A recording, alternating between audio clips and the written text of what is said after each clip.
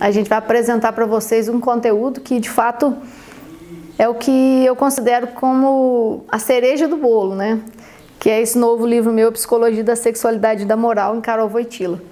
Quando a gente pensa em teologia do corpo, né, você pode pensar, talvez você nunca tenha ouvido nem falar sobre isso, né? E esteja chegando agora nesse assunto, ou até aqueles que já compreendem bem teologia do corpo. Esse processo de pensar a psicologia da sexualidade veio não tanto da teologia do corpo, né? Porque, de fato, quando a gente pensa em teologia do corpo, a gente pensa em uma construção sobre o amor humano muito baseada nos textos, né, bíblicos, tanto Gênesis quanto Efésios. O que o Papa vai fazer nesse caminho, né, teológico de colocar para a gente esse espaço de manifestação de Deus que é o corpo, né? Então, se você estiver chegando agora, você vai perceber que já essa abordagem da psicologia da sexualidade vem de outra obra dele, né? Vem de outra obra de João Paulo II, que é conhecido como Amor e Responsabilidade, que é um livro que tem um cunho mais como se fosse uma tese mesmo, né? Ele faz todo aquele caminho, como se fosse um TCC, que a leitura também acaba ficando mais, no sentido mais técnica, né? Muito mais sobre antropologia, até sobre sexologia médica, questões médicas, e ele vai visitando todo esse caminho para construir ali, e eu considero isso uma psicologia mesmo da sexualidade, né? Eu não, também muitos teóricos, um deles, o Burgos, né, que considera e que traduziu essa obra, né, do polonês para o espanhol, né? E quando a gente pensa em teologia do corpo, a gente pensa desse espaço teológico e epifânico que é o corpo, né? E quando a gente pensa da psicologia da sexualidade, a gente está pensando muito mais nesse dado do próprio fenômeno que é a sexualidade, né? Como ela se dá dentro do matrimônio, dentro dos relacionamentos, como que a gente funciona enquanto ser humano, né? E aí eu até queria visitar talvez dois objetivos dessa tese que eu escrevi, que um deles é postular a capacidade do matrimônio de arrancar a gente, né, de um lugar cômodo e até, eu diria, de um lugar de um egoísmo tolerado, né, que é a vivência social e os outros relacionamentos. O matrimônio nos empurra para frente, né? Ele nos provoca um certo amadurecimento, né? E sempre no sentido da gente sair da gente mesmo, né? E até pode parecer, e muitas vezes a gente até coloca, né, a realidade do matrimônio como sendo algo pesado, ruim, ou aquilo, nossa, que sofrimento ter que conciliar o desejo do outro com o meu, né, as minhas vontades, a vontade do outro, a inteligência, a razão, tudo isso passeia e permeia a nossa vida e muitas vezes gera muitos conflitos, né? E quando a gente pensa já nessa parte que lapida a nossa personalidade, lapida nosso coração, já olhar isso de um outro prisma, né, de outra realidade, que é crescer, amadurecer. Quando todas as dificuldades se adentram na nossa vida e as realidades familiares, que são inúmeras, elas têm que nos colocar sempre diante disso. Eu estou sendo movido, né, eu estou sendo empurrado para amadurecer. E eu até uso como recurso, né, eu chamo o matrimônio de recurso terapêutico pedagógico, né? Porque muita gente chama a teologia do corpo também de pedagogia do corpo, né? Porque também tem uma certa e um grau de educação para o amor, né? Tem sempre esse caminho de construção daquilo que a gente consegue elevar e sublimar e superar a nossa natureza, né? Não negando a natureza de forma alguma, depreciando a sexualidade, de forma alguma negligenciando a necessidade e as questões do corpo, mas muito pelo contrário, elevando elas, né, a um outro nível. Eu até vou de vez em quando citar os trechos do livro, né? E já convido você a conhecer essa obra. Mas um dos trechinhos que eu começo falando sobre o matrimônio enquanto sacramento é puxando uma questão cultural judaica, né? Que é essa expressão, a celebração do matrimônio, né? Como jupá. O que significa isso? Até eu coloquei a descrição aqui, uma espécie de tenda sem paredes, na qual o pedaço de pano e tecido sustentado por 4 varas. Né? Essa construção significa que o casal será responsável por construir a partir daí as paredes. E na tradição católica, o matrimônio prefigura Cristo e a Igreja. Eu até cito o Catecismo da Igreja também nesse período, depois que eu falo, mas de fato é importante olhar aí. Nessa tradição judaica, só essas varinhas, né? Porque o povo mudava muito, né? De região para região, nesse caminho de Canaã, de procurar a terra prometida, de ficar 40 anos ali no deserto, né? Então eles fazem uma analogia do jupá como essa tenda, que só tem aqueles gravetinhos que sustentam e o pano. E todo o caminho depois, posterior, é construir as paredes. Então a gente tem que ter sempre em mente esse caráter pedagógico. O matrimônio nunca está pronto, né? A gente nunca pode dizer que não tem nada para melhorar, né? Até por isso que eu acho que a gente tem tanto interesse em trazer esse conteúdo para vocês. Porque de fato a gente percebe que tudo isso que João Paulo II deixou alimenta dentro da gente essa capacidade de crescer dentro do matrimônio, de amadurecer, de construir essas paredes de forma muito sólida, né? E aí o catecismo vai dizer, eu até coloquei aqui o trecho 1607, o matrimônio, até coloca, vocação inscrita na natureza do homem e da mulher, e não pode ser confundida com uma simples instituição humana, né? E a gente hoje percebe que hoje tem sido isso, né? Por muitos momentos e muitas realidades a gente percebe as pessoas olhando o matrimônio de uma forma muito superficial, como se fosse somente uma pessoa que ama a outra e que se junta, que junta as escovas de dente, né? E esquece de fato que por trás disso tem toda uma sacramentalidade do amor, uma capacidade de aqui na terra manifestar uma realidade que é divina, né? Até mesmo nas suas dificuldades, nas suas nuances, nos seus sofrimentos, né? E aí o catecismo continua, tendo sido uma ruptura entre Deus, o primeiro pecado tem por primeira consequência também uma ruptura entre a comunhão integral entre o homem e a mulher. Então, o Papa separa isso de forma muito didática. Existe um ser humano que é pré-histórico, que está antes do pecado original. E essa natureza humana funcionava de um jeito. Existe um homem que é histórico, que é após a ruptura, né? E esse ser humano funciona de outro jeito. E aquele escatológico, que é o da ressurreição. Quando a gente pensa nesse ser humano histórico, que somos nós, que é eu, que é você, a gente pensa que a capacidade da gente de amar foi dilacerada, foi destruída, foi implodida, né? Então amar não é mais uma coisa natural pra gente, é uma coisa desafiante, é uma coisa que ou a gente luta pra amar, ou a gente não ama, né? Ou a gente somente convive coloca esses egoísmos aí, tenta sossegar eles, né, e colocar eles num nível tolerável de convivência, né? Então, quando ele coloca aqui, eu até cito o livro de Oséias, porque Oséias, para mim, também dentro da teologia do corpo, mas eu gosto muito desse trecho, porque ele mostra até as limitações dentro do matrimônio, tem um sentido, né? Elas também apontam para as nossas próprias limitações no nosso vínculo com Deus, porque é muito triste a gente pensar assim, nossa, eu amo aquela pessoa e aquela pessoa foi capaz de agir mal comigo, de me trair, de ser desonesta, sei lá, qualquer coisa de realidade aí que você se sente decepcionado. Então, aí na história de Oséias fica muito claro isso, né? A gente gosta muito de olhar para os defeitos do outro, para as realidades que a gente se sente traído, que a gente se sente magoado, que a gente se sente ressentido, em que o outro não foi honesto com a gente, mas a gente esquece aquela dinâmica que Deus faz com Oséias, né? Oséias se casa com a Gomer e ela vivia uma vida prostituída, né? E quando ela casa com ele de um tempo dá tudo certo e depois ela volta para aquela vida velha dela, né? E aí Oséias chega para Deus e fala, nossa, Senhor, mas agora o negócio não vai funcionar, né? E aí Oséias recebe de Deus uma resposta muito forte, que é, de fato você tem toda a razão, mas é isso que vocês têm feito comigo, né? Então a gente trai Deus, a gente esculhamba a nossa fé, a gente é desonesto com a gente mesmo diante de Deus, né? A gente muitas vezes desagrada a Deus em todos os sentidos. E a gente acha isso tão normal, né? E a gente fica indiferente a isso, né?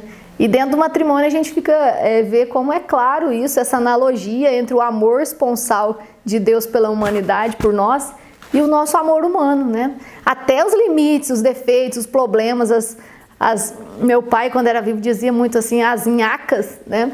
já vem para apontar isso em nós, né? Para que a gente faça um pouco aquela dinâmica do Pai Nosso, perdoa as nossas ofensas assim como nós perdoamos a quem nos tem ofendido, né? Porque é muito fácil a gente apontar, a gente se sentir ressentido, mas de fato a gente tem feito coisa pior, né? Na nossa experiência com Deus, na nossa aliança com Deus que é eterno. E Ele sim, Ele é sempre fiel, Ele é sempre... Deus é sempre essa experiência de um amor incondicional, né? E a gente é sempre um amor limitado. A gente é sempre um amor que fica ali todo momento, quase que querendo só uma troca, né? Sempre querendo algo de retorno. Sempre essa dinâmica do que fala aqui mesmo, né? A concupiscência, a natureza nossa marcada. Sempre nunca querendo amar com gratuidade. Sempre deixando a generosidade meio que afogada ali, quase que obstruída, implodida aí, né?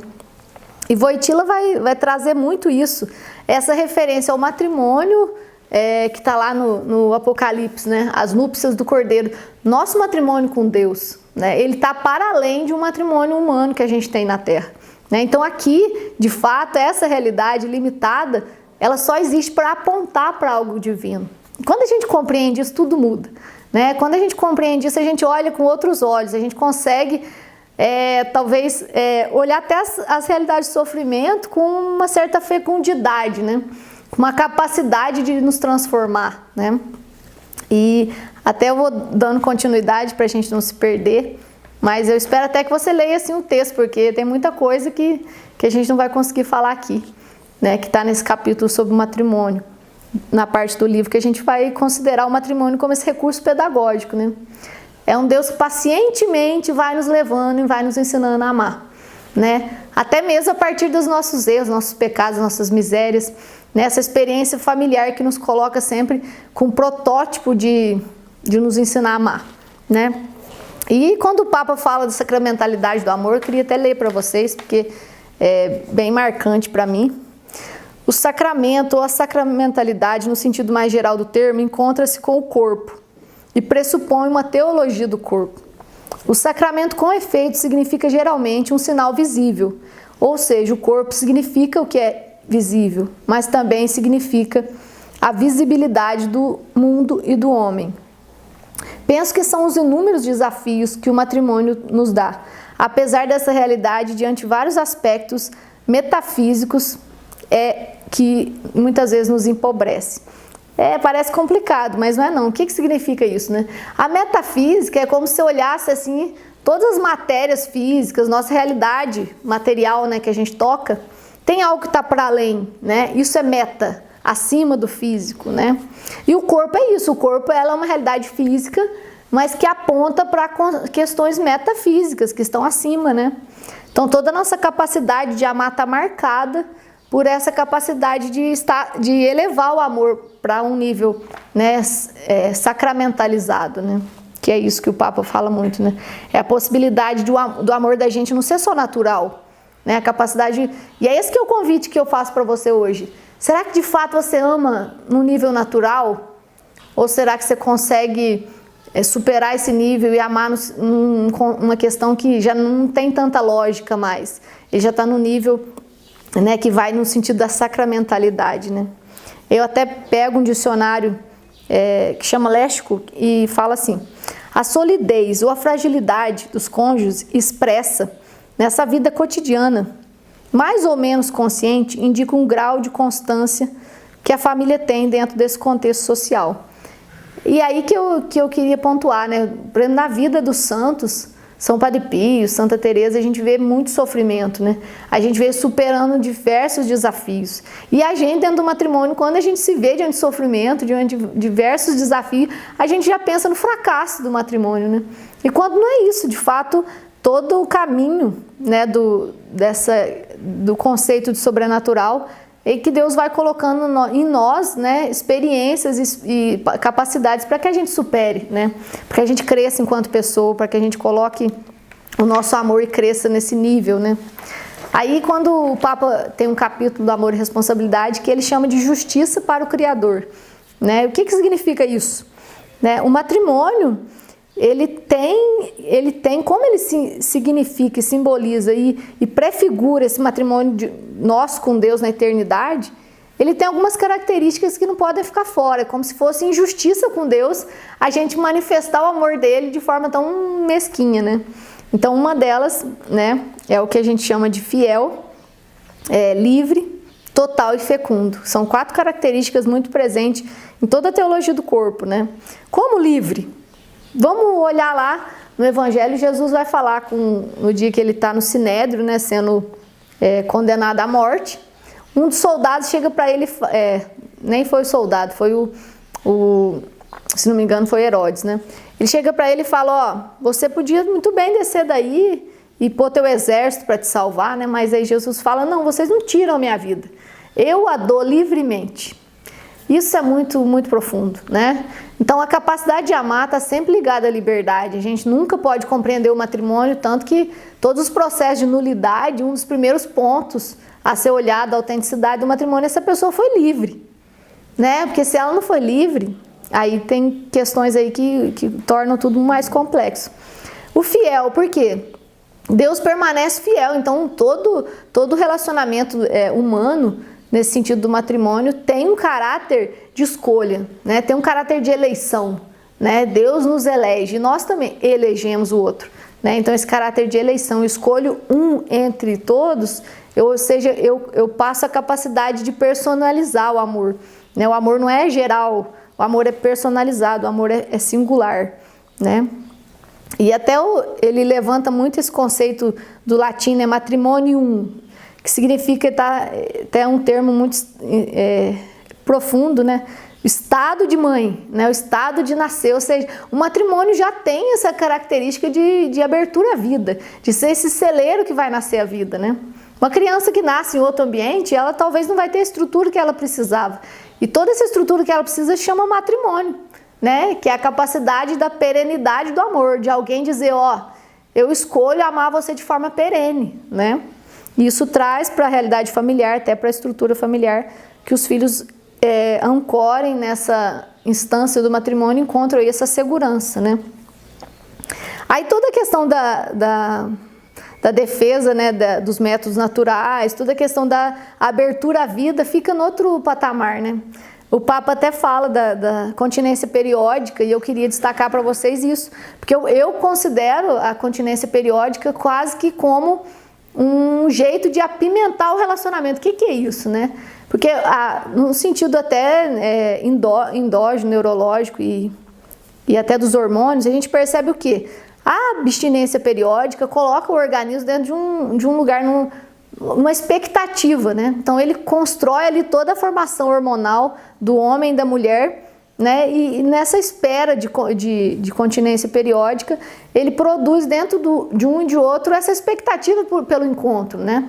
Então não é aquele que a gente até pode pensar assim, muita gente até coloca assim, né, umas piadinhas, brincadeiras, no matrimônio, no namoro, as pessoas trazem a vida sexual para o namoro como se fosse ali o momento e na verdade tiram do matrimônio a vida sexual como se fosse, não, agora aqui não tem mais graça nenhuma, né? Como aquela ideia do pode tudo tirasse o colorido, né? E por isso que eu acho que a continência periódica ela é essencial para deixar florescer esse espaço da expectativa pelo encontro do outro, né? Então isso coloca nosso amor, né, até a vontade, o desejo, ele educa o desejo, né? Então, não defendo só, eu acho que o Papa não defendia também, né, a questão da continência periódica, os métodos naturais, somente no sentido do planejamento, mas também no sentido unitivo, né? Não só no sentido procriativo, mas nesses dois caráteres que o matrimônio tem, né? Quando a gente pensa também no Papa, ele chama de norma personalista. O que é isso, né? Todo personalismo, a teoria personalista, coloca que o ser humano não pode ser uma utilidade para algo, né? Ele tem que ser amado, não usado, né? O Papa usa muito essa expressão. Um dos primeiros capítulos ali, quando abre o livro Amor e Responsabilidade, o título é esse, né? Amar ou usar, né? E aí que a gente coloca o ser humano no nível de coisa ou de pessoa, né? Aonde que nós estamos colocando, né? De fato, a gente está sendo amado e querido e construindo um relacionamento em cima do conceito de pessoa, é alguém que está ali, que tem uma história, ou de fato é uma questão de coisa, né? Porque aí a gente encontra aí toda uma construção até da questão do prazer, né? Que pode ficar muitas vezes restrito a como se ele fosse uma meta, né? Eu vou ao encontro do outro porque eu busco prazer, e não como uma derivação, uma consequência, ou seja, eu tenho o amor, o afeto pelo outro e consequentemente vem o prazer, né? Ele chama até de ternura desinteressada. O que é isso? É construir antes dessas questões todas do prazer uma ternura desinteressada, para que a gente preserve até mesmo o prazer, né? Que na logoterapia fica muito claro isso, Viktor Frankl ainda fala da intenção paradoxal, né? Que é o excesso de desejo de querer o prazer distancia a gente de fato do prazer, né? E Wojtyla também vai muito por esse caminho, né? Toda harmonia conjugal e sexual antecede uma certa ternura desinteressada. A gente sentir que a gente é amado pelo outro como pessoa e não como coisa, né? Até o Papa tem um trecho do livro também que é muito profundo, que eu acho que vale a gente destacar aqui, né? Como o organismo da mulher, no sentido até da curva sexual, tem uma diferença e uma complementariedade grande, e como que isso move até a nossa virtude para conseguir sair da gente mesmo, para vencer o egoísmo, para ir ganhando cada vez mais a conotação de colocar o desejo dentro do caminho da virtude, né? Ele põe assim: como o organismo da mulher possui uma particularidade, uma curva de excitação sexual demorada e lenta, a necessidade de ternura dentro da convivência física, tanto antes como depois, tem uma justificação em sua biologia. Considerando que a curva do homem é muito mais violenta, né, pode afirmar que sua ternura na convivência conjugal tem o sentido e o ato de virtude. Eu gosto muito de destacar isso, porque às vezes as pessoas ficam achando que quando o Papa João Paulo II fala de sexualidade, ele fala de forma abstrata, né? Não, ele está falando de forma muito concreta, né? Então Deus já coloca na natureza humana uma complementariedade na curva da excitação sexual. Para quê? Para que a capacidade, já que o homem é muito mais rápido nesse processo, também a curva ela sobe muito rápido e também ela cai muito rápido, a mulher é lenta. Então, quando ele consegue levar a mulher a essa harmonia, né, das duas curvas, ele chama, o homem desempenha aí nessa questão um ato de virtude, ele está construindo nele mesmo a capacidade, crescendo no amor, né? Porque muitas vezes você percebe relacionamentos que não têm uma realização sexual, porque de fato eles ainda não cresceram no amor, né? Eles ainda estão vivendo realidades que não conseguem sair de si mesmo, só busca o próprio prazer. E aí cada vez mais essa distância de amor também se torna um desalinhamento afetivo e sexual, né? Isso é muito profundo, porque de fato, quando a gente diz e entrega em si para alguém o que a gente considera que é mais íntimo nosso, que é a questão do corpo, né? A gente também está dizendo, se é todo meu, se é toda minha. Então, se a gente fala isso e de fato não quer mesmo o bem do outro, como diz São Tomás, mais até do que a gente mesmo, dificilmente a gente vai ter essa harmonia, né, dessa conjugalidade, essa capacidade de que o sacramento em si nos mova e nos direcione a levar o outro, de fato, a ser alcançado, não só no afeto, mas também na questão do prazer, né? E aí o Papa vai chamar também de linguagem, como se fosse uma liturgia do corpo, né? E o que seria isso? Essa capacidade da gente olhar o sacramento do matrimônio e de uma igreja doméstica até no nível mesmo sacramental mesmo. Vamos dar o exemplo, por exemplo, da missa, né? A missa tem o altar, a missa tem os paramentos, a missa tem o rito, né? A missa tem esse lugar onde Cristo se entrega, né, onde Cristo é todo nosso, a gente se alimenta do corpo e do sangue de Jesus, não é do Espírito, né, é muito encarnado. Então, no sacramento do matrimônio, isso também se dá por meio da sexualidade, né? Então, a vida sexual do casal, para João Paulo II, fica aí nesse âmbito, né, de toda essa liturgia do corpo, né? Toda essa sacramentalidade que resgata um nível poético e místico aí, que está muito presente dentro da igreja, né? Eu queria acompanhar com vocês para a gente encerrar, né? Mas é uma parte que eu gosto muito, que eu pego toda essa questão que João Paulo II traz e misturo um pouco com a filosofia de Kierkegaard, né? Que é um fundador do existencialismo. E por que eu faço isso? Tem um livro muito desconhecido, muito, eu diria até que ele é um pouco escondido no meio da filosofia, porque ninguém pega muito ele, que é o livro Matrimônio do Kierkegaard, né? Nesse livro, se a gente for ver toda a filosofia do Kierkegaard, ele gosta muito de usar pseudônimos, né? De não falar em nome próprio, de falar em forma de símbolos, fazer analogias, né? E nesse livro também não é diferente. Mas ele começa a conversar com um amigo dele, né? E esse amigo dele questiona ele, será que dá para dentro do matrimônio, já que o matrimônio é um dever e tem toda uma implicação ética e moral, dá para manter o conceito estético, né? Dá para preservar essa questão tão presente que é dos sentidos dentro do matrimônio? E os dois ficam debatendo o livro todo. E para mim, quando eu vejo esse livro, eu lembro muito da teologia do corpo, né? Porque o Papa também está mostrando isso.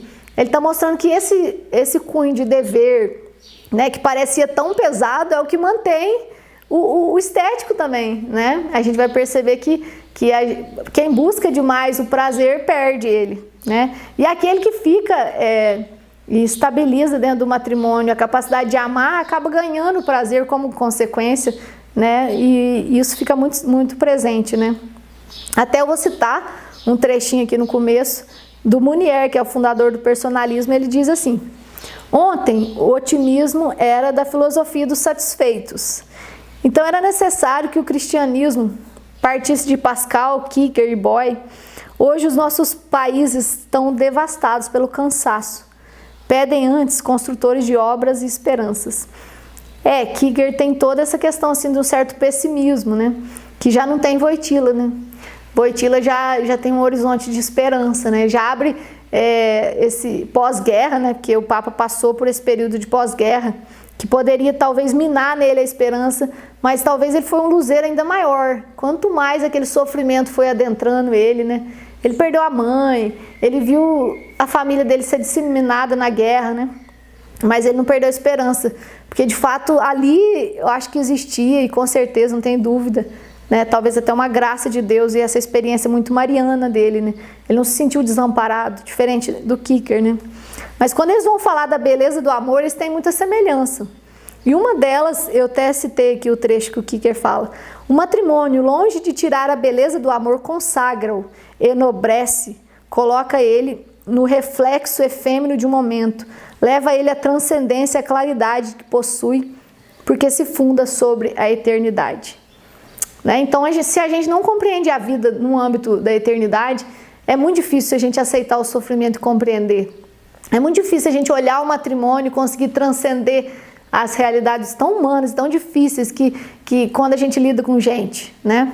Todo momento, se a gente pensar assim, em quem escolhe o celibato, não que seja mais fácil, mas Deus está ali, ele não está sendo, né? Deus é aquela pessoa que nunca vai mudar. Agora, no matrimônio, não, a gente se casa com alguém que hoje está aqui e amanhã vai caminhando, vai se desenvolvendo, e muitas vezes progride como pessoa, mas muitas vezes regride também, e isso é a dinâmica da vida, né?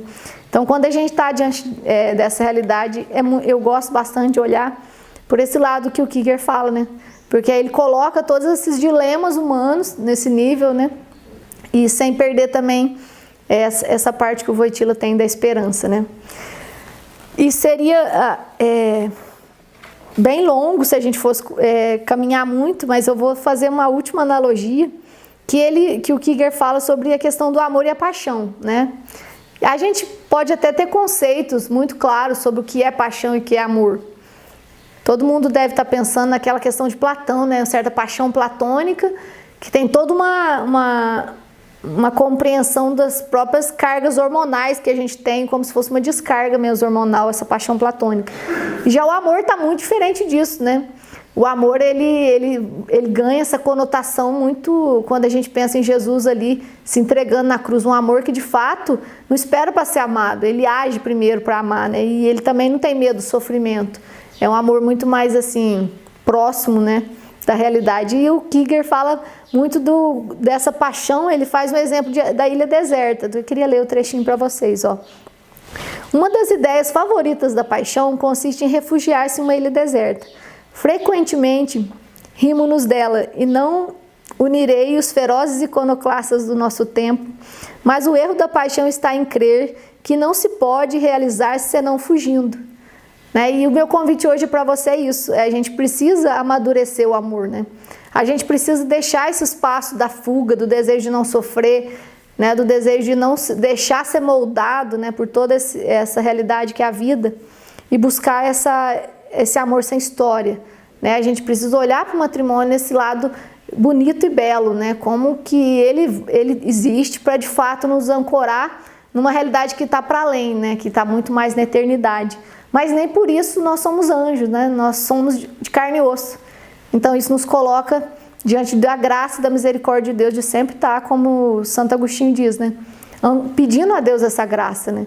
Porque de fato, a partir do momento que entra o pecado original, nós precisamos da graça para amar, né? Vai ser sempre um desafio. Meu convite hoje é esse. Tanto que você conheça essa obra, quanto que você aceite esse desafio de amar e contar com a graça, né? E elevar o teu amor, de fato dar um up, né? No nível de sacramentalidade.